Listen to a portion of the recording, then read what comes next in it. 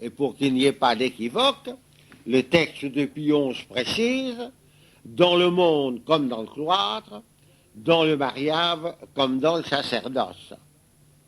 Et effectivement, lorsque dans le Sermon sur la montagne, Jésus-Christ a donné ce commandement, car la formule n'est pas un conseil, mais un commandement, soyez parfaits comme votre Père Céleste est parfait, il ne s'adresse pas aux 12 apôtres ou à un groupe de disciples privilégiés, mais il s'adresse aux tout venants, à l'immense foule qui écoute le sermon sur la montagne. Mais alors, est-ce qu'il n'y aurait pas de l'orgueil à prendre ainsi la sainteté comme but de vie? Est-ce que l'humilité n'exigerait pas que l'on dise « je ne suis pas capable d'être un saint ». Alors là, Thérèse de Lisieux a encore retrouvé une vérité fondamentale du Nouveau Testament qui était très méconnue dans les milieux catholiques depuis plusieurs siècles. À son époque, ce qu'on prêchait couramment dans la prédication courante, c'était de dire aux catholiques, faites des efforts, accomplissez de bonnes œuvres, efforcez-vous de faire des progrès. Et ainsi, on les portait à penser que leur progrès, leur salut, leur sanctification, ce serait l'œuvre de leurs efforts, que c'est quelque chose qui dépendrait d'eux, à condition de faire des efforts. Or, ceci, c'est très exactement l'hérésie de Pélave que saint Augustin a combattu et fait condamner par le concile de Carthage au IVe siècle. Mais la plupart des chrétiens du XIXe siècle, et hélas, il y en a encore beaucoup aujourd'hui, sont pélagiens sans le savoir, en pensant qu'ils vont faire leur salut, progresser, se sanctifier par leurs efforts et leurs bonnes œuvres. Sainte Thérèse de Lisieux a retrouvé, à travers l'enseignement du Nouveau Testament, que dans l'ordre de notre destinée surnaturelle, quels que puissent être nos efforts, par nous-mêmes, nous ne pouvons rigoureusement et absolument rien. Que tout dans notre vie surnaturelle est l'œuvre de la grâce et pur don de la grâce de Dieu qu'il s'agit de recevoir comme des mendiants n'ayant rien par eux-mêmes et attendant tout de la grâce de Dieu. Et alors, à ce moment-là, il n'y a plus aucun élément d'orgueil à prendre la sainteté comme but de vie, si l'on sait que notre sanctification ne sera pas notre œuvre, mais l'œuvre de la grâce de Dieu en nous, si nous la laissons faire, sans y mettre d'obstacle. Et alors Thérèse de Lisieux ne cesse pas de dire et de répéter qu'elle est petite en tout, bonne à rien, capable de rien, que par elle-même elle ne peut rien faire, mais que tout en elle est l'œuvre de la grâce et pur don de la grâce. Elle, qui se dit toujours petite en tout, bonne à rien et capable de rien, il y a une fois où elle a employé le mot grande. C'est quand elle a dit « Je veux être une grande sainte ». Oui, mais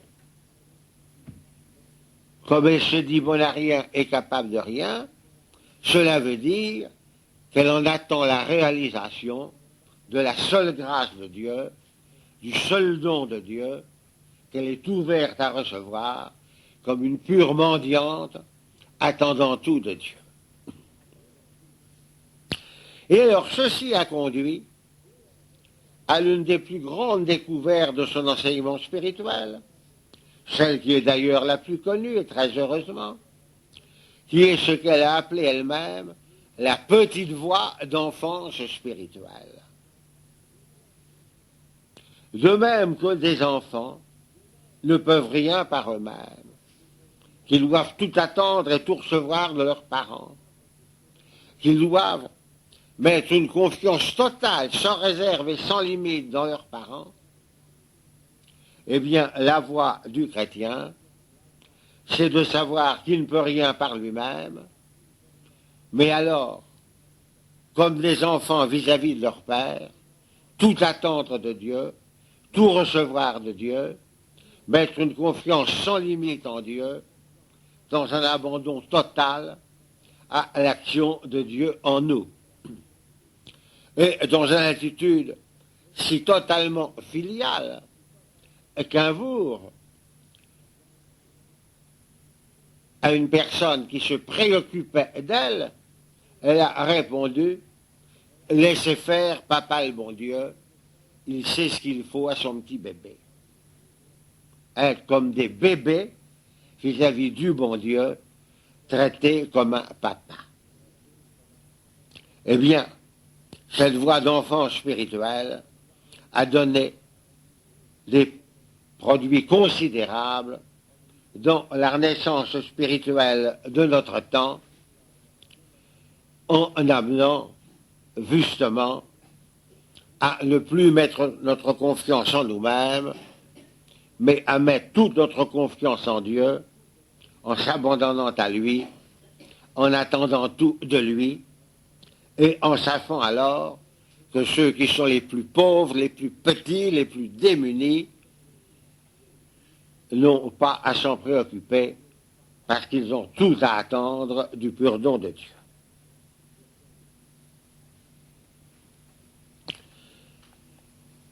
Je passe maintenant à quelque chose qui était encore plus totalement imprévisible dans ce que le Saint-Esprit a fait découvrir à Thérèse de Lisieux, c'est sa découverte de l'amour miséricordieux. C'était une fausse très répandue, fait les catholiques de son temps, de penser que les catholiques, en faisant des efforts, en accomplissant de bonnes œuvres, en se conformant à des règles, pouvaient alors être contents d'eux-mêmes, satisfaits d'eux-mêmes, penser que Dieu devait être satisfait d'eux, exactement l'attitude des pharisiens de l'Évangile que le Christ a condamné, et alors ceci conduisait, comme l'attitude des pharisiens de l'Évangile vis-à-vis des publicains, à mépriser les autres, à ceux qui ne respectaient pas toutes les règles de la vie chrétienne. Il y avait, dans les milieux catholiques de cette fin du XIXe siècle, une expression effroyable qui était aux antipodes du christianisme, quand on disait d'une personne, c'est quelqu'un qui n'est vraiment pas fréquentable. Le bon larron, la femme adultère, Marie-Madeleine la pécheresse, la Samaritaine, les publicains Zachée et Lévi qui deviendra l'apôtre Saint Matthieu, c'étaient des vents qui n'étaient pas fréquentables, et les pharisiens s'indignaient que le Christ les fréquentait. Eh bien, Sainte Thérèse de Lisieux a retrouvé sous l'action du Saint-Esprit que, hors du salut et de la sanctification donnée par la grâce rédemptrice de Jésus-Christ, nous sommes tous pécheurs, irrémédiablement pécheurs, incapables de sortir de notre état de pécheur et sauvés, comme le dit saint Paul, par pure miséricorde, n'ayant rien à atteindre de nous-mêmes, mais ayant tout à attendre de la seule croix de Jésus-Christ,